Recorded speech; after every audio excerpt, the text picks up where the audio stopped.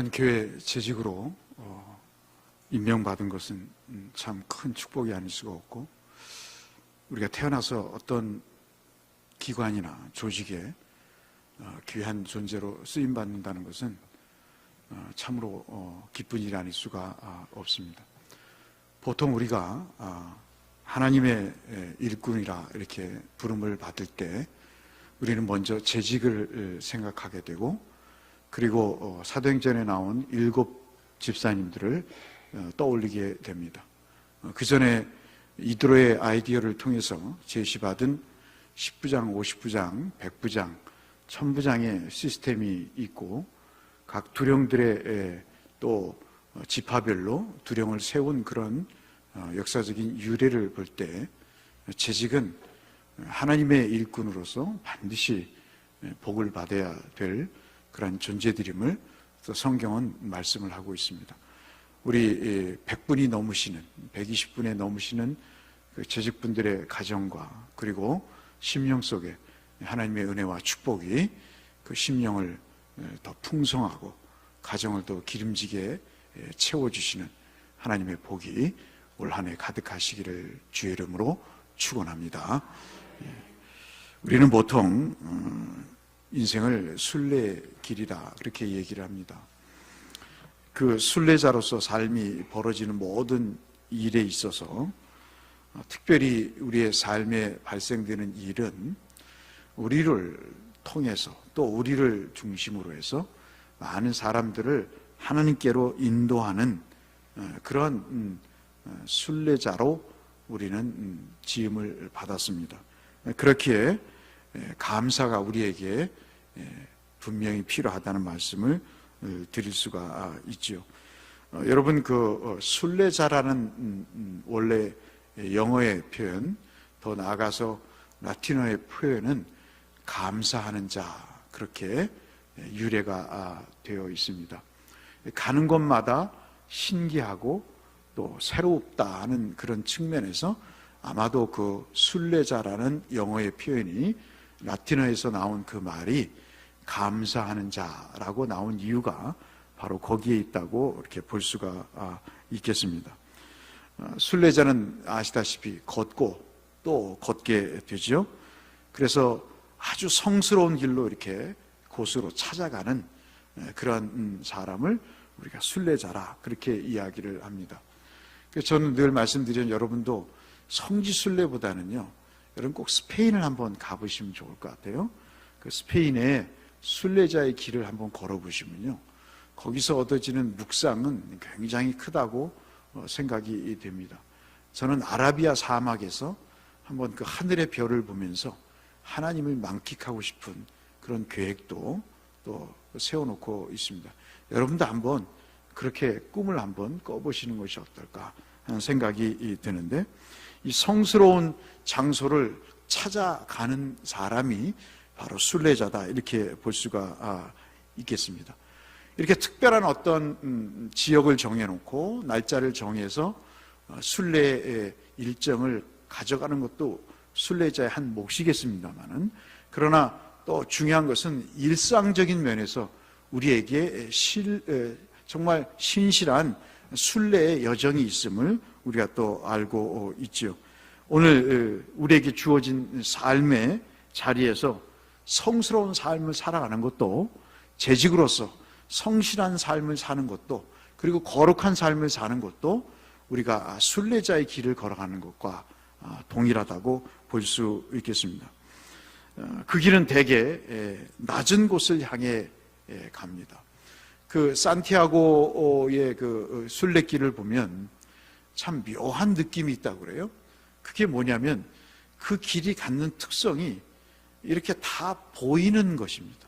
보이는데 상당히 다양스럽게 보이는, 똑같은 것이 연출되지 않고, 그 산티아고로 가는 그 길의 그 모든 길에 비춰지는 풍광이 상당히 낮은 길로 이렇게 되어 있다는 겁니다.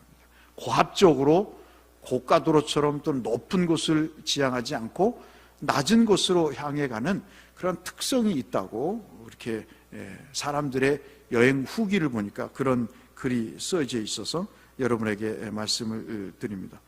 홀로 서기 어려운 사람들 그 곁에 다가서고 그 편이 되어주고 부당한 힘에 저항하는 것보다 하나님 앞에 오히려 그 삶의 위로를 맡기는 그러한 일들이 우리에게는 그리스도의 십자가를 향해 가는 일상의 순례가 아닌가 하는 생각을 가져봅니다. 아브라함도 그런 여행객, 순례자였습니다. 여러분, 창세기 12장 1절이 바로 그런 말씀이죠. 너는 내가 살았고 알고 있는 땅, 내가 태어난 곳, 너의 아버지 집을 떠나서 한 번도 가보지 않은 내가 지시하는 땅으로, 내가 보여주는 땅으로 가라 하는 말씀이 여러분과 제가 잘 아시는 창세기 12장 1절의 말씀입니다. 그 순진한 어르신이 그 말씀을 듣고 일체의 머뭇거림도 없이 일평생을 그 길을 걸어가는 그러한 순례자로 삽니다. 하란에서 머뭇거리지만 그래도 가나안을 땅에 가게 되고, 가나안에서 애굽으로, 애굽에서 다시 네겝으로, 네겝에서 다시 여러분 아시는 헤브론으로 여행을 가는 그러한 이동의 삶을 계속하게 됩니다. 익숙한 세계를 떠난다는 게, 내 모든 감각이 적응되어 있는 이 대곳을 떠난다는 게 여러분 어찌 쉬운 일이겠습니까?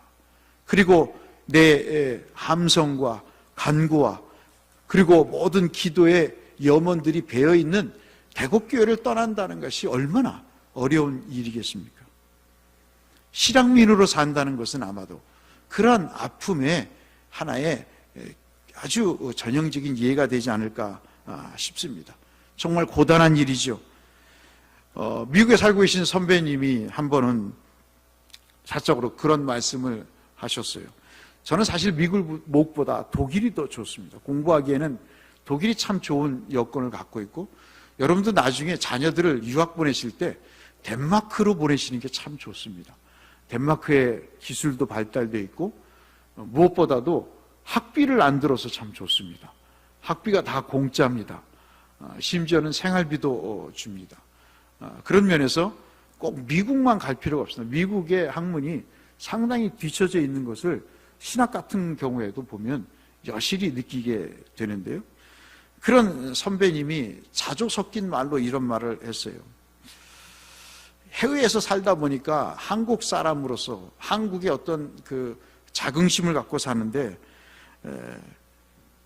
한편으로 한국의 백성이라고 하는 것보다 이민자라고 하는 그런 이름이 꼭 따라다닌다는 것입니다. 그 이민자라는 말 속에 자신의 고단함, 그리고 자신의 서러움, 그것을 느낄 수 있어서 좀 껄끄럽다 하는 이야기를 하신 적이 있습니다.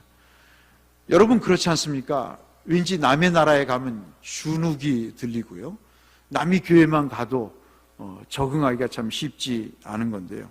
언어도 익숙하지가 않고 환경도 거리도 특별히 나를 보호해 주거나 대변해 줄 만한 사람들이 있지 않다는 것, 그것이 얼마나 서러운 일인가. 이번에 여러분 잘 아신 그랜드 캐년에서 떨어져서 10억 넘게 치료비가 들었다는 그 동아대학교 학생의 이야기는 참 약소국가로서의 서글픔이 아닌가 싶은 생각이 들게 됩니다. 이외에도 얼마나 서러운 일들이 우리가 외국 생활을 하면서 느껴지는 것이 한두 가지가 아니겠죠. 아브라함의 나이가 99입니다. 여러분, 이스마엘을 하갈을 통해서 낳고 13년 동안 하나님이 삐지셨어요.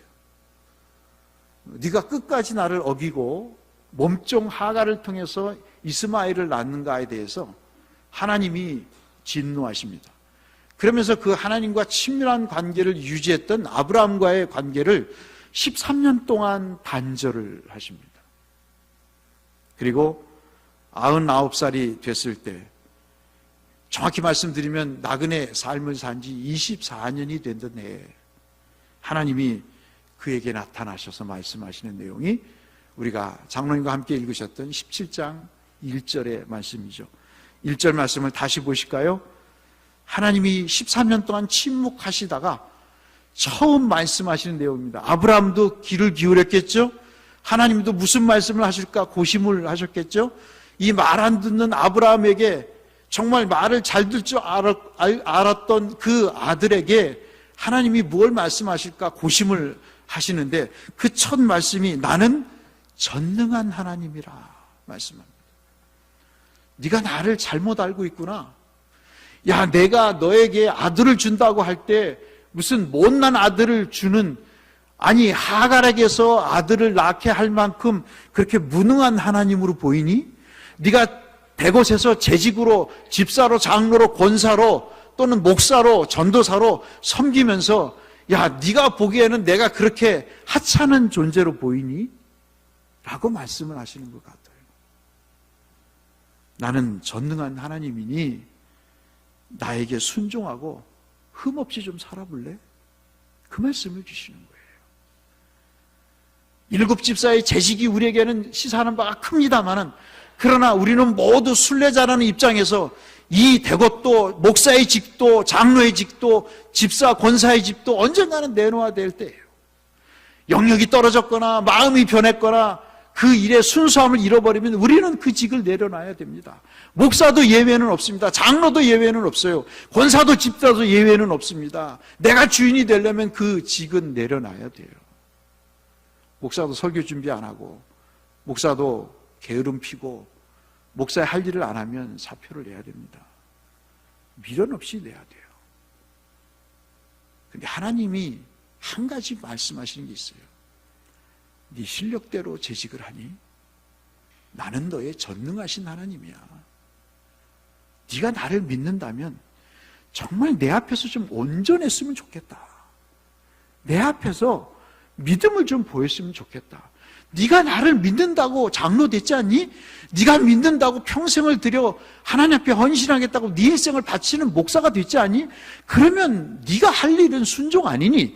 네가 하면, 네가 그 일에 순종하면 내가 전능하신 하나님으로 너를 통해서 역사하지 않겠니? 그러니 그런 면에서 네가 지금 나 앞에서 온전해질 수 없니? 그러면 사람들 앞에서도 존경을 받을 텐데 그거 하나 안 되니?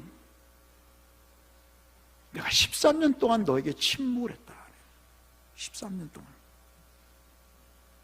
여러분 잘 아시는 엘샤다이, 전능하신 하나님은 사람을 예속에서 해방시키시는 분인 동시에 가물거리는 생명의 심지에 불을 붙여주시는 생명의 하나님이시라는 사실을 아브라함에게 말씀을 하고 계십니다.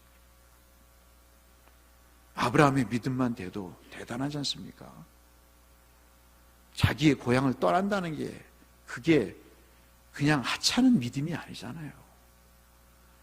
그런데도 그러한 믿음의 사람도 아들의 문제에 있어서는, 세상의 방법으로 될 수 없는 문제에 대해서는 하나님과 등을 돌리는 겁니다. 하나님을 믿을 수 없다고 생각을 하는 거죠. 저와 여러분이 재직을 하면서도 우리가 하나님 앞에 보여야 될 것이 뭡니까? 앞서 말씀드린 대로 엘샤다이 하나님은 어떠한 구속에서 우리를 해방시키실 뿐만 아니라 생명에 꺼져가는 생명도 불을 붙이셔서, 아니 죽은 생명도 살리셔서 하나님이 그 생명을 잉태하시고 탄생케 하시는 능력의 하나님이란 분임을 우리가 믿는 것이 우리에게 복이 아니겠습니까, 여러분? 그래서 아브라함에게 너는 내 앞에서 온전해질 수 없니? 라고 말씀을 하시는 겁니다. 나에게 순종하라는 것을 원어로 보면요, 내 앞에서 걸어가라, 그런 말입니다. 이 원어의 말이 내 앞에서 걸어가라는 겁니다. 걸어간다는 게 뭐죠? 아브라함에게 가라고 하는 그 땅으로 어떻게 해요? 가라는 말씀이에요. 즉 다시 말씀드리면 순종의 그 장소로 재직이 됐으면 어떻게 해요? 걸어가라는 말씀입니다, 여러분. 그런 은혜의 재직들이 되시기를 주의 이름으로 축원합니다. 우리는 걸어가야 돼요. 아니요, 내 생각 다른데요. 여러분 고집 피워봤자 좋지 않습니다. 하나님은 즉각적으로 저에게 그런 반응을 주세요. 안 걸어가? 그러면 주저앉게 할까? 그러신다고요. 여러분. 걸어가는 것이 얼마나 축복인지 몰라요. 그게 쉬운 일은 아닙니다. 순종의 길을 걸어가는 것이 참 어렵습니다. 그러나 그 길을 걸어가면 순간순간 우리에게 주시는 위로도 있고, 우리에게 주시는 기쁨도 있고, 우리에게 주시는 축복도 있고, 우리에게 주시는 깨달음도 있고, 우리에게 주시는 소망도 있거든요. 그러나 주저앉으면 육신도 영혼도 아무것도 없는 겁니다. 심지어는요, 사람들에게도 존경을 받지 못해요. 사랑하는 성도 여러분, 하나님 앞으로 믿음의 걸음을 뚜벅뚜벅 걸어가시는 믿음의 재직들 되시기를 다시 한번 주의 이름으로 축원합니다. 이 말씀은 하나님의 눈길을 의식하라는 거죠. 여러분, 늘 말씀드리지만 사람 생각 신경 쓰지 마세요. 신경이 쓰이죠. 사람이 뭐라고 그러는 것이 중요합니다. 그러니까 여론이라는 게 있고 신문사가 있는 거예요. 그것은 세상에서 하는 일입니다. 우리가 하는 일은 누구의 눈길을 의식하라는 거죠? 하나님의 눈길을 의식하라는 것입니다. 좁은 세상으로 눈을 봐봤자 대한민국 사회밖에 보이지 않아요. KBS에서 보여주는 지구촌, 지금은 지구촌, 이것밖에 우리가 볼 수 없습니다. 흠없이 살아가는 게, 믿음으로 살아가는 게 어디 쉬운 일입니까? 정신을 차려서 하나님의 뜻에 따라 살려고 해도 어느덧 내 인생의 발걸음은 곁길로 가고 그것을 합리화하고 정당화하기 위해서 여러 구실을 붙이지만 그 마음속의 허전함과 그 마음속에 하나님 앞에 순종하지 않은 나의 무지함으로 인해서 내 스스로 내 영혼이 피폐되어져 가는 모습을 저와 여러분이 경험하셨잖아요. 그러니 하나님의 약속이 있는 그곳, 하나님의 복이 있는 그곳으로 우리가 걸어가야 재직으로서의 삶을 살 수 있지 아닌가 하는 말씀을 드려봅니다. 우리는 함께 나누셨듯이 다 그 길을 걸어가는 부르심을 받은 사람들입니다. 이 부르심에 날마다 순응하시기를 주의 이름으로 축원합니다. 하나님이 그 부르심에 순응하는 자에게 이름을 주십니다. 순종과 흠없는 삶을 살 때, 그리고 복의 약속을 말씀하시면서 하나님이 아브라함과 언약을 맺으십니다. 여러분, 우리가 꼭 기억해야 될 것이 약속의 하나님이라는 사실을 우리가 잊지 마셔야 됩니다. 언약의 징표로 주의 이름을 새롭게 정해 주십니다. 여러분, 5절 말씀 보실까요? 5절 말씀 보시면 처음에 아브라함의 이름이 뭐였죠? 아브라함입니다. 간단히 말씀드리면 한 가정의 가장입니다. 대것의 아묵의 성씨의 아버지라는 말씀이죠. 그런데 그 이름이 아브람이 아니라 아브라함이라고 했습니다. 아브라함은 여러분 아신 대로 열국의 아버지, 세상의 아버지, 민족의 아버지일 뿐만 아니라 그것은 존귀한 아버지라는 뜻입니다. 제가 오전에도 말씀드렸다시피 인생을 성공하는 길이 여러 개 있습니다. 인생을 성공했다고 하는 진단을 내릴 수 있는 기준이 여러 개 있는데 그 중에 하나가 뭐죠? 자녀에게 존경받는 아버지인 거죠. 자기 배우자에게 존경받는 사람입니다. 저는 우리 대곡교회 재직들이 그런 분들이 되시기를 축복합니다. 가족들이 존경할 수 있는 부모, 배우자. 아브라함은 많은 사람의 아버지란 뜻입니다. 사례는 여러분 또 보실까요? 어떻게 말씀을 하고 있습니까? 마지막 우리가 장로님과 함께 읽은 15절 16절에 이제는 뭐라고 이야기합니까? 여러 민족의 어머니인 사라라고 하는 새로운 이름을 지어주십니다. 아브라함에서 아브라함으로 사라에서 사라라고 변화가 되는 그 하나님이 이름을 바꿔주신 이유가 있지요.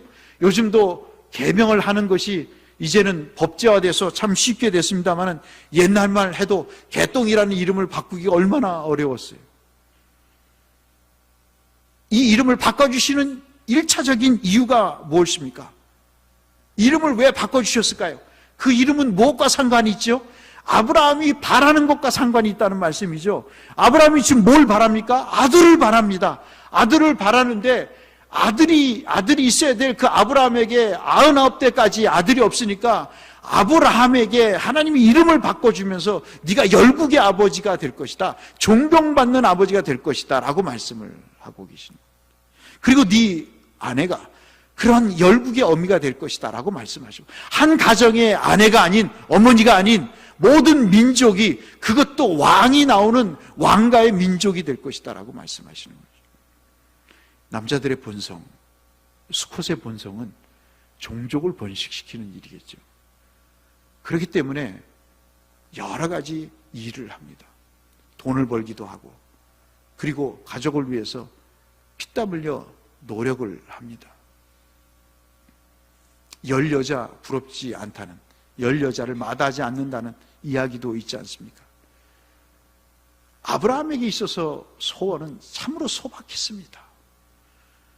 그에게는 아들 하나만 얻었으면 하는 것이었습니다. 그런데 그 소박한 꿈을 갖고 있는 아브라함에게 열국의 아비가 되겠다 말씀하신 것은 낙타와도 바꿀 수 없는, 그때 당시에 향유와도 바꿀 수 없는, 그때 당시에 몰약과도 바꿀 수 없는, 그때 당시에 가장 귀했던 소금과도 바꿀 수 없는 축복 중에 축복이 아니고서야 어떻게 이것을 설명할 수 있겠냐 하는 것이죠. 오늘 믿음으로 사라는 그 열국의 어미의 반열에 올라서겠다고 약속을 했습니다. 이때까지만 해도 사라는 수태할 수 없는 불임 여성이었음을 우리가 잘 아시잖아요. 임신할 수 있는 능력이 없는 여인이었습니다.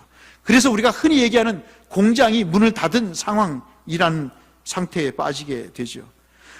그런데 그 약속하신 분이 신실한 분으로 그들이 받아들이기 시작합니다. 죽은 사람이나 다름없는 사람, 히브리서 기자가 말씀하는 것처럼 11장 11절로 12절에 그 죽음에 방불 하는 죽은 사람과 거의 똑같은 그 사람에게 하늘의 별과 같이 바다의 모래와 같은 그 자녀를 주겠다고 하는 그 약속을 그들은 믿음으로 받아들이기 시작을 해요. 그래서 17장이 굉장히 중요하다는 말씀이죠. 우리는 소박한 꿈을 갖고 있습니다. 그럼에도 불구하고 주님은 내 앞에서 온전히 행하는 재직들을 향해, 하나님 앞에 온전히 행하는 재직들을 향해 그 소박한 꿈을 넘어서 하나님이 저와 여러분에게 재직으로 일하실 때 하나님은 열방을 향해, 우리는 대것만을 신경 쓰는 이 지경에서 하나님은 저 김포를 넘어서 서울을 넘어서 대한민국을 넘어서서 세계를 향해 우리 자녀들을 향해 꿈을 꾸고 계신다는 사실을 생각한다면 우리가 얼마나 하나님 앞에 기뻐하며 감사할 수 없겠습니까, 여러분? 사랑하는 성도 여러분, 그런 은혜가 저와 여러분의 재직이라는 새로운 이름을 통해서 여러분 삶의 현실이 되시기를 주의 이름으로 축원합니다. 이름 바꾸는 것은 정체성을 바꾸는 것입니다. 이름이 바뀐다는 것은 사람이 바뀌진 않습니다. 그러나 그 사람의 정체가 바뀌는 것이죠. 하인에게서 주인이 되는 것입니다. 종에게서 자녀가 되는 것입니다. 이름 없는 성도에게서 하나님의 기념책에 이름이 기록되는 재직으로 그 기념의 이름이 기록되는 신분의 변화인 것이죠. 동시에 하나님은 이름 바꾸기를 통해서 요구하는 것이 있습니다. 그것은 믿음의 부르심에 순응하는 것이죠. 아브라함은 어떻게 세상에 복을 끼치는 사람이 될 수 있었을까요? 그가 유랑의 삶을 살면서 어떻게 그런 일을 가능하게 할 수 있었을까요? 저는 여러분에게 이 말씀을 좀 드리고 싶습니다. 여러분, 알라딘의 이야기, 어린이들의 책을 한번 보시면 그런 귀한 내용들이 있습니다. 그 하나가 뭐냐면 저와 여러분이 잘 아시는 신드바드가 나오는, 여러분 아시는 그 동화의 내용입니다. 아라비안 나이트의 나오는 내용이죠. 그 내용 속에 신드바드가 나옵니다. 신드바드라는 인물은 두 사람이 등장을 하는데, 하나는 품꾼으로서의 신드바드가 나와요. 또 하나의 신드바드라는 사람이 나오는데, 그 사람은 아주 장사를 해서 돈을 많이 번 부자로서의 신드바드가 나옵니다. 부유한 상인과 이 신드바드, 품꾼으로서의 신드바드가 삶이 약간 달라요. 이 품꾼의 신드바드는 늘 항상 불평과 세상에 대한 원망으로 삶을 삽니다. 그렇게 원망하며 불평하는 신드바드를 장사로 돈을 많이 번 신드바드가 이렇게 봅니다. 이름도 똑같은데 어떻게 나하고 저렇게 다르지? 라고 생각을 해요. 그러면서 한 순간에 제안을 합니다. 야, 신드바드 씨, 내가 하나의 제안을 할게요. 뭔데요? 나랑 한번 배를 타고 세계 여행을 한번 떠나지 않겠습니까? 그래요. 제가 2층에, 교육관 2층에 책을 좀 갖다 놓을 겁니다. 여러분 한번 책을 읽어보세요. 동화책도 재밌습니다. 여러분 진지 잡숫고 2층 올라가셔서 가이당 타고 올라가셔서 신드바드 책을 한번 읽어보세요. 그 신드바드가 제안을 하면서 배 여행을 떠납니다. 해적도 만나고, 그리고 큰 보물을 얻는, 장사를 해서 돈을 버는 그런 경험도 이 종 출신의 신드바드가 경험을 하면서 놀라운 세상의 변화를 경험한다는 이야기. 그래서 이 아라비안 나이트 중에 이 신드바드의 이야기가 오히려 주인공보다 더 재밌는 흥미로운 이야기를 이끌어가는 점이 바로 여기에 있다고 볼 수 있겠습니다. 근데 여러분, 개척하는 사람이 꼭 신드바드만 있는 게 아니죠. 카우보이도 있습니다. 카우보이는 여러분 아시는 대로 인디안들을 짓밟고 총으로 그들을 살해합니다. 그래서 그들로부터 전혀 도움을 받을 수 없는 존재라고 생각을 합니다. 오히려 그들을 가르쳐야 되고 그들에게 뭔가를 줘야지, 그들로부터 뭔가를 배우려고 하는 존재들이 카우보이가 아닌 거죠. 근데 신드바드 형의 사람은 항상 어디 가나 모든 것이 신기하고 모든 것이 배울 점이 있고 모든 것을 자기 것으로 만드는 그러한 특성이 있는 형태의 사람을 우리가 신드바드 형태라고 이야기를 합니다. 이 내용을 읽으면서 아브라함이 생각이 났던 거죠. 하나님이 그를 부르셔서 이름을 바꾸셨습니다. 우리들을 대곳에 부르셔서 재직이라는 이름으로 바꿔주셨어요. 그리고 나서 우리에게 주신 것이 있어요. 신드바드가 되어다오 라는 내용이었습니다. 여러분, 그게 무슨 뜻일까요? 아브라함과 신드바드는 똑같은 순례객입니다. 미지의 세계를 탐험하는 공통된 특징을 갖고 있습니다. 그런 신드바드와 아브라함엔 차이가 있습니다. 그 차이가 뭘까요? 아브라함은 만나는 사람들로부터 뭔가를 배우고 그들의 친구가 된다는 면에서는 신드바드와 똑같습니다. 배울 점이 있는 사람에게 배우고, 그리고 그 환경에 유익이 있다면 내가 가서 또 그 환경에 적응하는 그런 유익된 점을 얻습니다. 여기까지는 똑같아요. 그런데 오늘 새벽기도 때 말씀드렸다시피 아브라함이 신드바드와 차이점이 하나 있습니다. 그게 뭘까요? 아브라함은 배우되 물들지 않습니다. 믿음이 아닌 것에 동화되지 않습니다. 불신앙인 것에 부화내동 되지 않습니다. 자기의 신앙에 유익이 없는 일에 자기 영혼을 스스로 갉아먹는 어리석은 짓을 하지 않습니다. 그것이 신드바드와 아브라함의 차이인 것이죠. 사랑하는 성도 여러분, 동화되기보다는 자기의 정체성을 찾기를 애를 씁니다. 여러분, 다니엘서 1장을 읽어보십시오. 다니엘이 포로로 잡혀가서 3년 동안 교육을 받고 총리직을 제안하고 우수한 성적으로 졸업을 하고 느부갓네살 왕에게 인기를 얻고 이름을 얻지만, 그러나 그는 포도주로 자신을 더럽히지 않습니다. 세상에 주는 것으로 자기를 더럽히지 않습니다.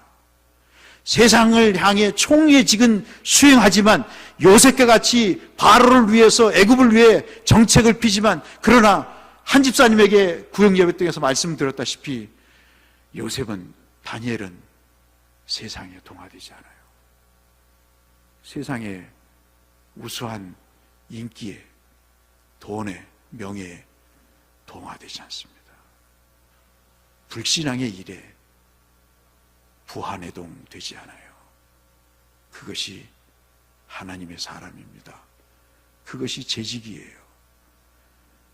세상을 향해 배우기는 하되 그는 세상에 물들지 않습니다. 내가 하나님의 자녀라는 사실을, 그 정체성을 잃지 않았던 것이 신드바드와 그리고 아브라함의 차이인 것이죠. 이슬람은 동화됩니다. 자기 것으로 만듭니다. 그러나 하나님의 사람은 세상 것을 교회에 적용하지 않습니다.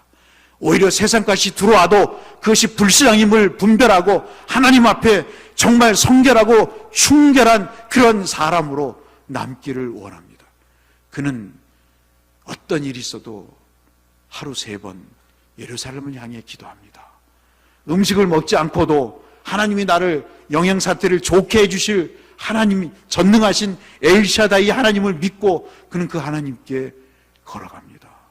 그것이 아브라함이 오늘 우리에게 보여주는 재직의 모습인 것이죠. 사랑하는 성도 여러분, 그러나 어디에게 쉬운 일입니까? 사람의 말은 귀에 들리죠. 나에게 잘해주는데 그 사람 말 안 들을 사람이 누가 있겠습니까?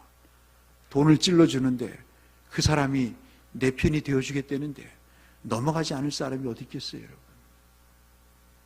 그럼에도 불구하고 저는 여러분에게 정리해서 말씀을 드립니다.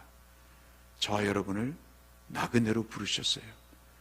우리 대곡교회 목사로, 장로로, 권사로, 집사로 욕심 없이 섬겨보십시다. 우리 다 내려놓고 하나님 앞에 가실 거예요. 좋은 자취를 남기시기를 축복합니다. 그 일을 위해서 이름을 바꿔주실 거예요. 하나님이 존귀한 이름으로 바꿔주시고 그리고 생명책에, 기념책에 기록해 주실 겁니다. 그리고 열국을 향해 큰 일을 행하도록 우리가 안 되면 우리 아들들에게, 우리 아들들이 못하면 우리 손주들에게 그 일을 하실 것이에요. 그리고 그 꿈을 한번 품어보십시오. 3번째는 여러분에게 말씀드렸다시피 물들지 마십시오. 부하내동하지 마시고 하나님의 선하시고 온전하시고 기뻐하신 뜻이 무엇인가를 찾아서 그 길을 올곧게 걸어가십시오. 그러면 하나님이 인정하시고 보여주실 것입니다. 그러면 사람들에게도 존경을 받으실 것입니다. 그런 재직들이 정말 되시기를, 그리고 저를 위해서도 기도해 주시고 우리 장로님들을 위해서도 기도해 주시고 우리 권사님들을 위해서도 기도해 주세요. 우리가 바랄 상은 사람의 칭찬이 아닙니다. 하나님이 주시는 말세의 칭찬이요 면류관입니다. 그 의의 면류관을 생각하시면서 올 한 해도 저와 더불어 하나님을 온전히 섬기시는, 하나님 앞에 온전케 되시는 모든 재직들 되시기를 주의 이름으로 축복합니다. 기도하겠습니다. 하나님 아버지, 말씀을 잠시 나누었습니다.